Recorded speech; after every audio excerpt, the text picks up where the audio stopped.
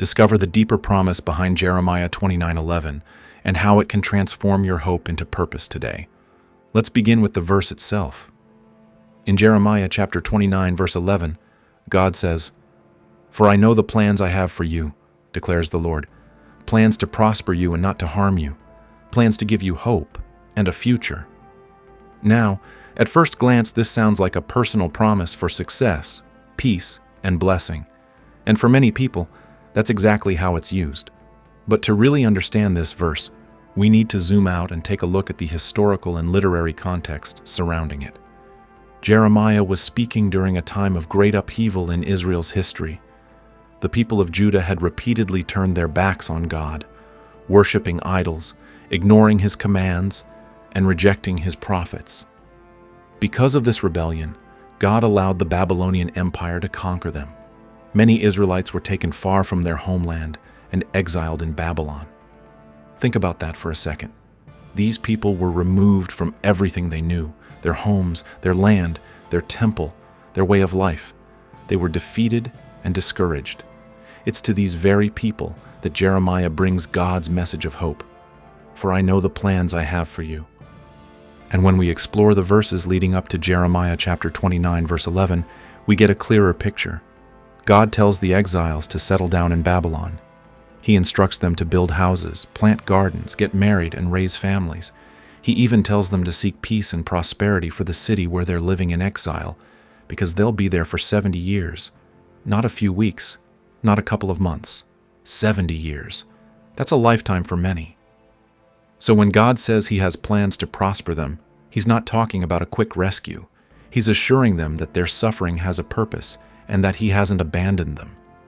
It's not a promise of immediate success or escape from pain.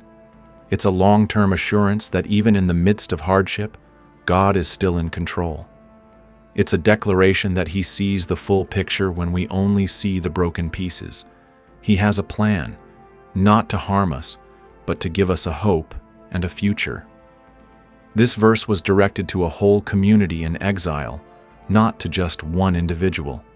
And that's important to remember. It's about God's faithfulness to his people as a whole, not a guarantee of personal prosperity. But many people misunderstand this verse. One common misunderstanding is thinking it's about immediate rescue. But the truth is, God told the exiles they'd be in Babylon for 70 years. Another misconception is applying this as a personal prosperity guarantee. But in reality, this promise was originally meant for the community of exiles. It wasn't about material wealth or success. And finally, we can't ignore that God's promise came with a call to obedience. The exiles were commanded to remain faithful, to trust him, and to seek him with all their hearts, even in their suffering. First, trust God's timing. Just like the exiles had to wait, we may need to endure hardship and uncertainty, but God's timing is perfect. Second, seek God in prayer. In the verses that follow, God says, "You will seek me and find me when you seek me with all your heart." That means your relationship with him matters. Third, be faithful where you are. God told the exiles to live full, productive lives even in exile. And the same goes for us. No matter where you are in life, you can still thrive. Fourth, hold on to hope. God promises a future. No matter what's going on in your world right now, that truth stands. There's also a warning we need to consider: the danger of misapplying Scripture. It's easy to take a verse like this and twist it into something it was never meant to be. A quick solution, a motivational slogan, a shortcut to blessing. But when we take it out of context, we risk missing the depth of God's message. We have to read and understand Scripture for what it truly says, not just what we want it to say. Zooming out to the bigger picture, Jeremiah chapter 29 verse 11 is ultimately about God's faithfulness. Even in exile, even in suffering, even in confusion, God is working for our good. That's what this verse reminds us. His plan is unfolding even when we don't see it. First, reflect on God's faithfulness. Think back to times when he came through for you. Those moments remind us he'll do it again. Second, pray for guidance. Ask Him to show you what steps to take and how to trust His direction. Third, be patient. His timing rarely matches ours, but it's always perfect. Fourth, serve others. Just as the exiles were called to bless Babylon, we're called to make a difference where we are. And finally, hold on to hope.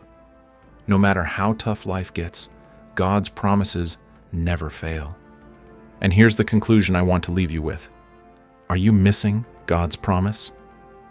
Because Jeremiah chapter 29 verse 11 is more than just a motivational quote. It's a deep, profound truth about who God is. It's not a guarantee of a smooth ride, but a promise that God is with you through every bump, every valley, and every exile. His plan for you is good, even if it takes time. Trust Him, seek Him, and never let go of the hope He's given you. Now that we've unpacked the context and meaning of Jeremiah chapter 29 verse 11, let's take it even further. What does it really look like to live in this promise day by day? Because it's one thing to know that God has a plan, it's another thing entirely to trust Him when nothing in your life seems to reflect that plan. When you're dealing with financial pressure, health concerns, family struggles, or even just the quiet weight of loneliness, hope can feel distant. But that's exactly when Jeremiah's words hit the hardest and shine the brightest. Because this verse wasn't spoken to people living in comfort. It was spoken to people in exile. People who had lost everything, who were living in a foreign land, surrounded by reminders of defeat. And still God says to them, I know the plans I have for you. That is divine reassurance. This is where our faith must step up. Faith is not proven in the sunshine. Faith is forged in the storms. When God says He has plans to prosper us and not to harm us, to give us a future and a hope, He's not saying life will be easy. He's saying that He will be faithful, even when the road is long, even when the answers don't come quickly, even when you don't see a way forward. Sometimes the greatest challenge in the Christian walk is waiting. And the people of Judah had to wait 70 years to see the fulfillment of God's promise. Can you imagine that? An entire generation waited without seeing the full restoration. But God was still moving. And for us, waiting is also part of the process. What if the delay is part of your development? What if God is using this time to refine your heart, deepen your faith, and prepare you for something far greater than you could ask or imagine? That's where trust comes in. Proverbs chapter 3 verses 5 and 6 says, Trust in the Lord with all your heart and lean not on your own understanding. In all your ways acknowledge Him, and He will direct your paths. When you can't understand what God is doing, trust who He is. Because your emotions will fluctuate, your circumstances will shift, but God's character remains steady. He is good. He is faithful. He is sovereign. So what do we do while we wait? We do what the exiles were told to do. We build, we plant, we invest in where we are. We seek the peace of our current situation, even if it doesn't look ideal. This is such an important truth.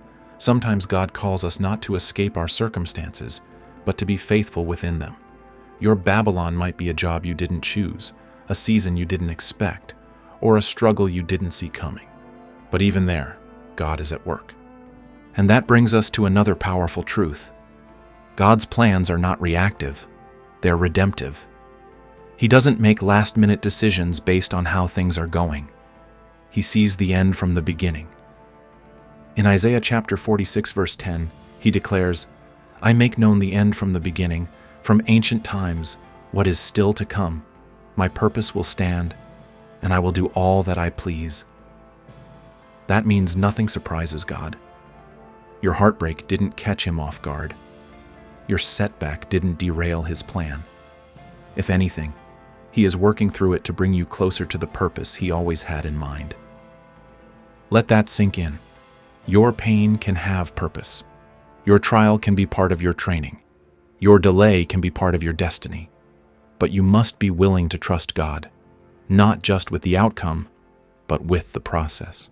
That's the hard part. But it's also where transformation happens. Maybe right now, you're in a season that feels like exile. You feel far from where you thought you'd be, far from peace, far from joy, maybe even far from God. But listen, Jeremiah chapter 29 verse 11 isn't just a promise for people who have it all together. It's a lifeline for those who are barely holding on, and the promise still stands. So here's what I want you to do. Make a decision today to hold on to hope. Choose to believe that your story isn't over, that God's not finished, that there is still a future and a hope ahead of you. Something better, something meaningful, something designed by the Creator of heaven and earth. So, what are your thoughts on this? Let us know in the comments below. And don't forget to like and subscribe for more such content.